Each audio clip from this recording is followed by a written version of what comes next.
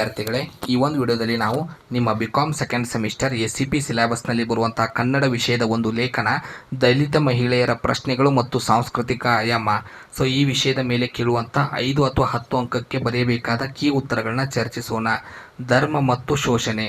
ಧರ್ಮ ಕರ್ಮ ಸಿದ್ಧಾಂತದ ಹೆಸರಿನಲ್ಲಿ ಮನುಷ್ಯರನ್ನು ನಡುವೆ ಭೇದವನ್ನು ಸೃಷ್ಟಿಸಿ ಸೇವಕರನ್ನಾಗಿ ದುಡಿಮೆಗೆ ನಿಯೋಜಿಸಿ ಪಾಪ ಪ್ರಜ್ಞೆ ಹಣೆ ಬರಹ ಹೆಸರಿನಲ್ಲಿ ಪ್ರತಿಫಲ ಕಿತ್ತುಕೊಂಡು ದೇವರ ಧರ್ಮಾಸ್ತ್ರ ಬಳಸಿ ರಕ್ಷಣಾ ಕವಚ ಮಾಡಿಕೊಂಡು ನೀತಿ ನಿಯಮ ಪುಣ್ಯ ಪುರಾಣ ಕಥೆ ಚಲನೆ ಪೂಜೆಗಳ ಹೆಸರಿನಲ್ಲಿ ಮಹಿಳೆಯರನ್ನು ಶೋಷಿಸುತ್ತಾ ಬಂದಿದೆ.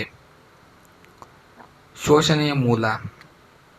ಎಲ್ಲ ಶೋಷಣೆಗಳ ಮೂಲ ಧರ್ಮ ಮತ್ತು ದೇವರಾಗಿದ್ದಾರೆ. ಬಡತನ ಮಾನವ ನಿರ್ಮಿತ, ಇದಕ್ಕೆ ನಿಸರ್ಗ ವೈಜ್ಞಾನಿಕ ಕಾರಣವಲ್ಲ. ಇದಕ್ಕೆ ಕಾರಣ ಭೇದ ಭಾವ, ಒಳಸಂಚು, ದೇವರ ಹೆಸರಿನಲ್ಲಿ ನಡೆಯುತ್ತಿರುವ ಕ್ರಿಯಾವಿಧಿಗಳು. ಸಮಾಜದಲ್ಲಿ ಬೇರೆ ಬೇರೆ ಜಾತಿಗೆ ಒಂದೊಂದು ಜವಾಬ್ದಾರಿ ನೀಡಿ ಅದನ್ನು ಆನುವಂಶಿಕವಾಗಿ ನಿರ್ವಹಿಸುವಂತೆ ಮಾಡಲಾಗುತ್ತದೆ. ಭಯವನ್ನು ಭಕ್ತಿ ರೂಪದಲ್ಲಿ ತೋರಿಸಲಾಗುತ್ತದೆ.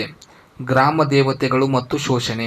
ಗ್ರಾಮ ದೇವತೆಗಳು ಹಾಡು ಕತೆ ಪುರಾಣ ಐತಿಹಾಸಿಕ ದಂತಕತೆ ಮೂಲಕ ಶೋಷಣೆಗೆ ಬಂದ ಒಂದು ಮಾರ್ಗವಾಗಿದೆ. ಒಂದು ಗ್ರಾಮ ದೇವತೆಯನ್ನು ಅಧ್ಯಯನ ಮಾಡಿದರೆ ಸಾಕು, ಒಂದು ಜನಾಂಗದ ಭಾಷೆ, ಇರುವಿಕೆ, ಶಿಕ್ಷಣ, ಮನಃಶಾಸ್ತ್ರ, ಇತಿಹಾಸ, ಭಾಷೆ ಅರ್ಥ ಮಾಡಿಕೊಳ್ಳಬಹುದು. ಉದಾಹರಣೆಗೆ ಸೌದತ್ತಿ ಯಲ್ಲಮ್ಮ ದೇವಿ, ಅಲ್ಲಿರುವ ಜೋಗತಿ, ದೇವದಾಸಿ, ಬೆತ್ತಲ ಸೇವೆ ಆಚರಣೆಗಳು. ಕೇವಲ ಇವುಗಳನ್ನು ಕೆಳವರ್ಗದ ದುಡಿಮೆ ಜಾತಿಯ ದಲಿತರಿಗೆ ಬಡವರಿಗೆ ಮಾತ್ರ ಅನ್ವಯವಾಗುತ್ತದೆ, ಆದರೆ ಮೇಲ್ವರ್ಗದವರಿಗೆ ಇಲ್ಲ. ಇದರಿಂದ ಹೆಣ್ಣು ತನ್ನ ದೇಹದ ನಿಯಂತ್ರಣದ ಹಕ್ಕುಗಳನ್ನು ಕಳೆದುಕೊಂಡು ಅದು ಭೋಗದ ವಸ್ತು ಆಗುವಂತೆ ಮಾಡಿದೆ. ಕುಟುಂಬ ವ್ಯವಸ್ಥೆ ಮತ್ತು ಶೋಷಣೆ. ಮಾತೃಪ್ರಧಾನ ಕುಟುಂಬಗಳು ಪಿತೃಪ್ರಧಾನ ಕುಟುಂಬಗಳಾಗಿ ಪರಿವರ್ತನೆಯಾಗಿವೆ. ಇದರ ಮೂಲಕ ಶೋಷಣೆ ಇನ್ನಷ್ಟು ಅಧಿಕವಾಗಿದೆ. ಗ್ರಾಮ ದೇವತೆಗಳ ಪೂಜೆಯನ್ನು ಪುರುಷ ಹೆಣ್ಣು ವೇಷಧಾರಿಯಾಗಿ ತಾನು ಮಾಡುತ್ತಿದ್ದಾನೆ. ಸ್ವರ್ಗ ನರಕ ಪಾಪ ಪುಣ್ಯ ಕಲ್ಪನೆಯನ್ನು ಸೃಷ್ಟಿಸಿ ಸತ್ತ ಮೇಲೆ ಸಿಗುವ ಲಾಭಗಳನ್ನು ತಿಳಿಸಿ ಶೋಷಿಸುತ್ತಿದ್ದಾರೆ. ಊರಗೌಡನ ದುರ್ಬಳಕೆ, ಮೇಲ್ವರ್ಗದ ಕುತಂತ್ರ ದಲಿತ ಹೆಣ್ಣು ಮಹಿಳೆಯನ್ನು ಬಾವಿ ಕಾಣುವಂತೆ ಮಾಡುತ್ತಿದೆ. ಸಾರ್ವಜನಿಕ ಆಚರಣೆಯಲ್ಲಿ ಶೋಷಣೆ. ಹನುಮಂತ ದೇವರ ಓಕಳಿ ಕಾರ್ಯದಲ್ಲಿ ಗಂಡಸರು ಉಗ್ಗುವ ನೀರಿಗೆ ಕೆಳವರ್ಗದ ದಲಿತ ಮಹಿಳೆಯರು ಮೈಯನ್ನು ಒಡ್ಡಬೇಕು. ಸಾರ್ವಜನಿಕವಾಗಿ ನಡೆಯುವ ಲೈಂಗಿಕ ಶೋಷಣೆ, ಇದನ್ನು ನಾವು ಕಾಣಬಹುದು. ಇದೇ ರೀತಿಯಾಗಿ ಸಿಡಿ ಹಾಯುವುದು, ರಂಡಿ ಹುಣ್ಣಿಮೆ, ವತ್ಸಲ ಹುಣ್ಣಿಮೆ ಇವುಗಳಲ್ಲಿ ನಾವು ಶೋಷಣೆಯನ್ನು ಕಾಣಬಹುದು. ಗ್ರಾಮ ದೇವತೆಗಳ ಐತಿಹಾಸಿಕ ಹಿನ್ನೆಲೆ.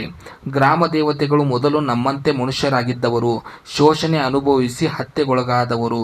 ಆ ವರ್ಗದ ಜನ ಸೇರಿ ಎಲ್ಲಿ ಸೇಡು ವಿರೋಧ ತೀರಿಸಿಕೊಳ್ಳುತ್ತಾರೆ ಎಂಬ ಕಾರಣಕ್ಕಾಗಿ ಅವರಿಗೆ ದೇವರ ಸ್ಥಾನ ನೀಡಲಾಯಿತು. ಮಹಿಳೆಯರ ತ್ಯಾಗ ಮತ್ತು ಬಲಿದಾನ.